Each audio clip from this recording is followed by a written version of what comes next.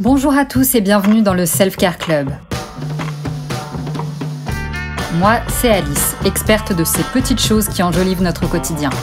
Ici, vous trouverez des astuces et des conseils lifestyle que j'ai pu expérimenter et que j'ai envie de partager avec vous. Alors, vous me suivez ou je vous emmène ? Aujourd'hui, je vous parle de la Saint-Valentin. Cette fête commerciale est pas mal vide de sens de mon point de vue, que j'apprécie sincèrement depuis plus de 15 ans. Alors pourquoi je l'apprécie, me demanderez-vous ? Parce que, comme pas mal de choses qui ne me plaisent pas dans la vie mais sur lesquelles j'ai un pouvoir de décision, j'ai décidé d'en faire un moment cool et incontournable pour moi. Et là, c'est le moment où vous vous demandez à juste titre si self-love ne flirterait pas un peu avec égocentrisme. Mais que nenni mes amis, je vous raconte tout. Sans surprise, lors de ma première Saint-Valentin peu agréable, j'étais célibataire et ça m'a foutu un de ces cafards ridicules. L'année qui a suivi, je me suis de nouveau retrouvé le bec dans l'eau, tout comme une amie, Marjo si tu m'écoutes, et nous avons décidé de nous concocter un dîner romantique, comme nous ne l'aurions jamais fait si nous étions respectivement en couple. C'était cucu à souhait et c'était parfait.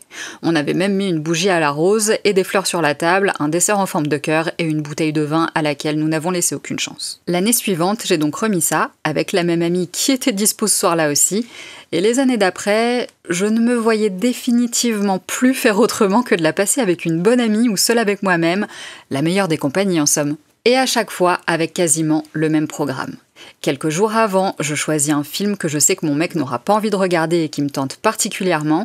J'achète fleurs et chocolat la veille pour éviter de me retrouver à faire la queue avec des mecs qui n'ont pas l'air ravis d'être là, soit dit en passant.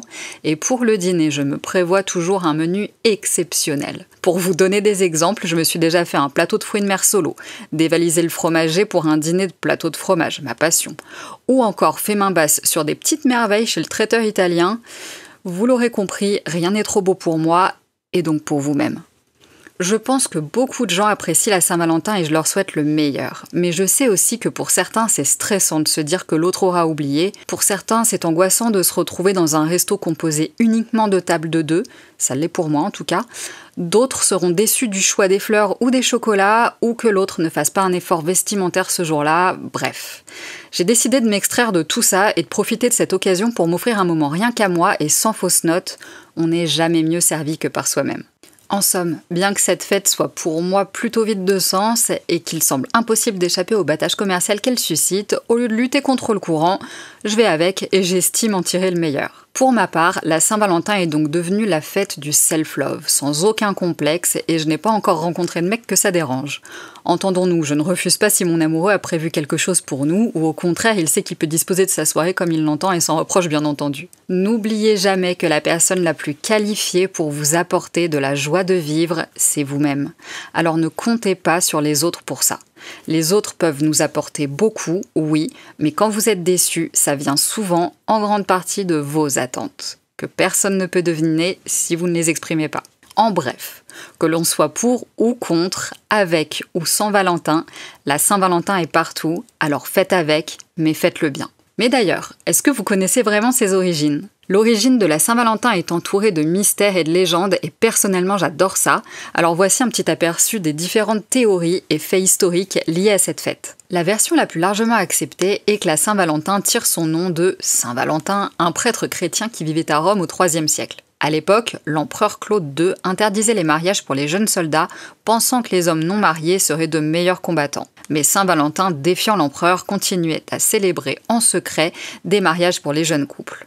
Lorsqu'il fut découvert, Valentin fut emprisonné et exécuté le 14 février 269. En raison de son courage et de son soutien au couple amoureux, il a été canonisé et c'est là que la date du 14 février a été associée à l'amour et à la célébration de la Saint-Valentin. Une autre théorie fait remonter l'origine de la fête au Moyen-Âge. À cette époque, on croyait que les oiseaux se mariaient autour du 14 février, symbolisant ainsi l'union et l'amour. Cette croyance a renforcé l'idée que la Saint-Valentin était un jour propice pour célébrer les couples. Au XVe siècle, la fête a commencé à prendre une tournure un peu plus commerciale et sociale. Les premiers échanges de cartes de Saint-Valentin sont apparus à cette époque. Le plus ancien exemple connu est une lettre de Charles d'Orléans, un poète français, à sa femme alors qu'il était en captivité en Angleterre. Il lui a envoyé un poème d'amour pour la Saint-Valentin en 1415, marquant ainsi un début d'usage de cartes écrites. Au XVIIIe siècle, en Angleterre, l'usage d'échanger des cartes et des cadeaux de Saint-Valentin est devenu populaire, notamment à la cour des rois. Au XIXe siècle, avec l'industrialisation, les cartes de vœux imprimées sont devenues plus accessibles, ce qui a permis de répandre la tradition de manière plus large, notamment aux États-Unis. Ainsi, la Saint-Valentin, au départ, liée à un acte courageux d'un prêtre chrétien, a progressivement évolué pour devenir une célébration mondiale de l'amour sous diverses formes, échanges de mots doux, cadeaux et moments partagés. Cela explique en grande partie pourquoi la Saint-Valentin est perçue aujourd'hui comme une fête consacrée à l'amour romantique, mais aussi à l'amitié et à l'appréciation de ce qui compte dans nos vies. Merci d'avoir écouté cet épisode. Si ça vous a plu, inscrivez-vous à ma newsletter gratuite Self Care Club, un rendez-vous court et hebdomadaire où j'aime partager 2 choses qui ont embelli ma semaine, parfois des idées, des recettes, des lectures, des conseils.